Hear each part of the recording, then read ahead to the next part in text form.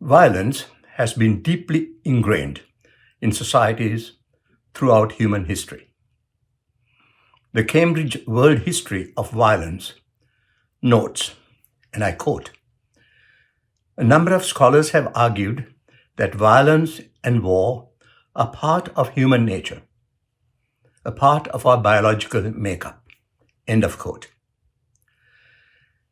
Emergence of a distinct warrior ideology, coupled with professional warrior class, made a new epoch in this history of intergroup violence. Political violence in ancient India is admirably illustrated by Professor Upinder Singh in her brilliant book, Political Violence in Ancient India. Beyond the political, there is also religious violence in the ritual sacrifice of animals and culinary violence in killing animals for food. There is, however, a silver lining to this dark cloud of human violence.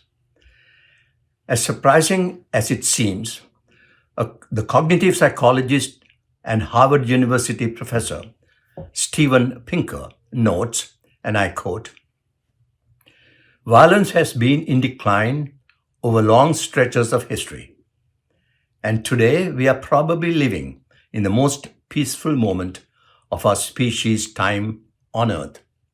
End quote.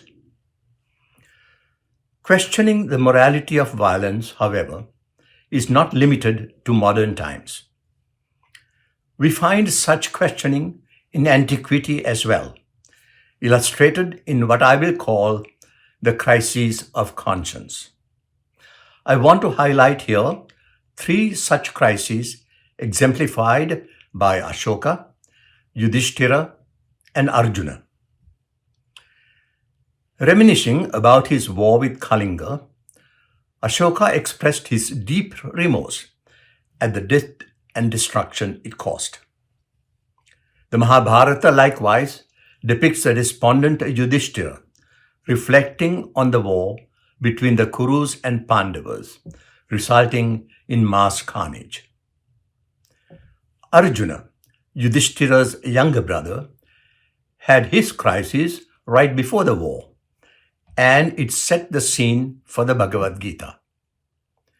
Standing between the two armies and contemplating the imminent slaughter, Arjuna laid down his bow and arrows and announced, I will not fight. These two crises of conscience bookend the great war of the Mahabharata.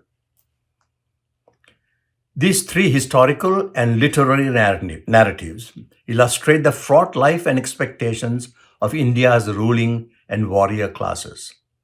They represent both individual crises of conscience and, more broadly, the moral dilemma facing a class of people destined to fight, to kill or be killed.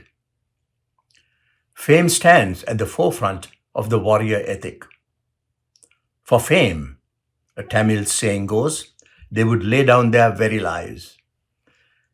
And the Bhagavad Gita claims, for a man of honor, infamy is worse than death. This ethic valorized fighting and killing over ascetic virtues of compassion and ahimsa. Our three heroes, for all we can tell, were happily walking along the warrior path. But then something happened. A new ethic intervened, ethic of interiority, forging a sensitive conscience. They began to question the basic premises of the warrior ethic. The clearest example of that is King Ashoka. His crisis of conscience is also unique in that he transformed his remorse and mental anguish into a proactive program of mass moral education. His remorse spurred him to create a new moral philosophy centered on dharma and anchored in ahimsa, the virtue of non-violence, no killing, as a universal and cardinal virtue. His new moral philosophy made him abjure not only war, but also killing animals for ritual or food, or hunting them for sport. Ashoka's crisis was both cathartic and a creative moment. That moment became the springboard for the rest of his life, which he dedicated thereafter to the propagation of his new moral philosophy.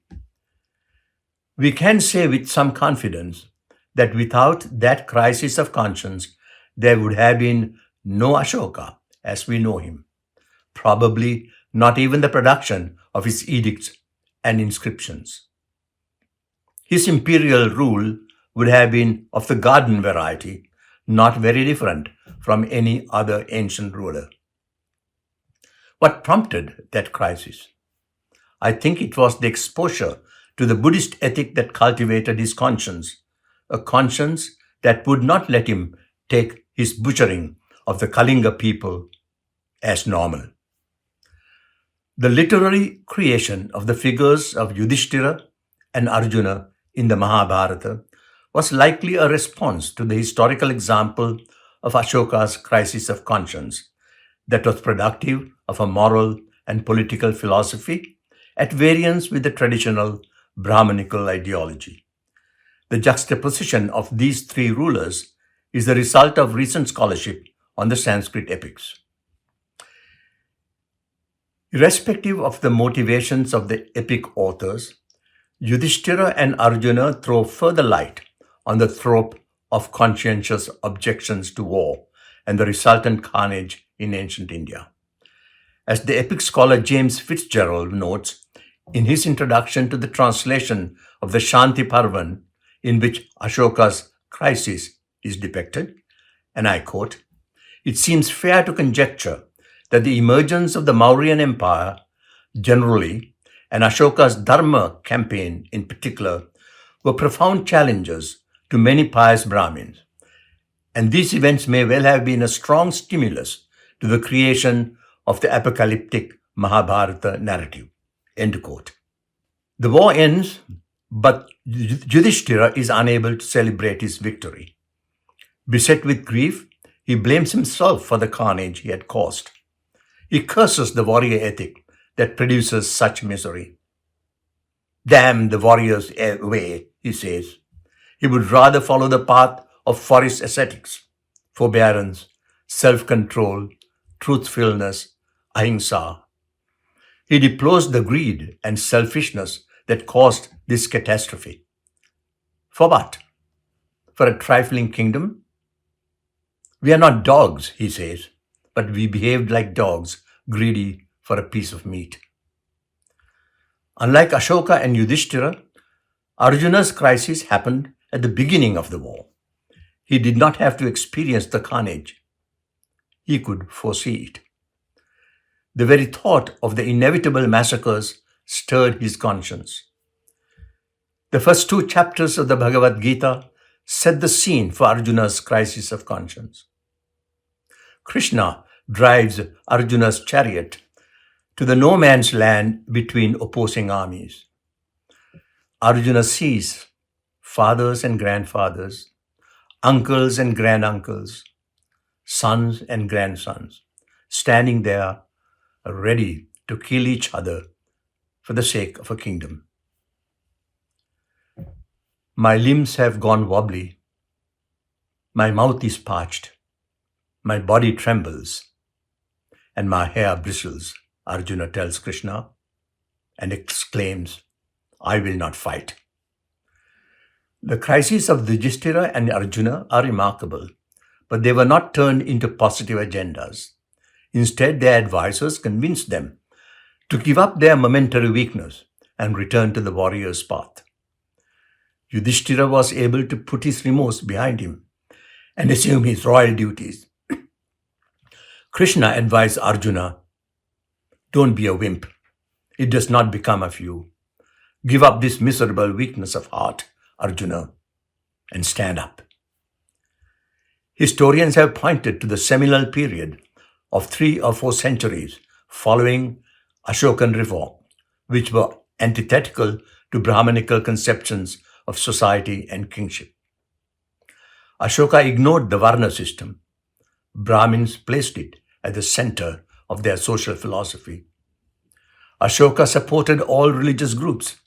Brahmins viewed the king as devoted solely to them and promoting the Brahmanical Varnashrama Dharma. These centuries constituted a seminal period of Indian history that saw a battle of ideas, a battle that could have gone either way. And in that battle, the Brahmanical side won. Major weapons in this victory included literary compositions such as the epic stories of Yudhisthira and Arjuna. The ideal king of Brahmanism possessed two cardinal virtues: devotion to Brahmins, called Brahmanya, and upholding the Brahmanical vision of society. The epic writers presented the examples of Yudhisthira and Arjuna as models for future rulers. The epic tells the kings, overcome your doubts and moral crises, do your duty, follow your dharma, be like Yudhisthira. The story carries the implicit advice, don't be like Ashoka.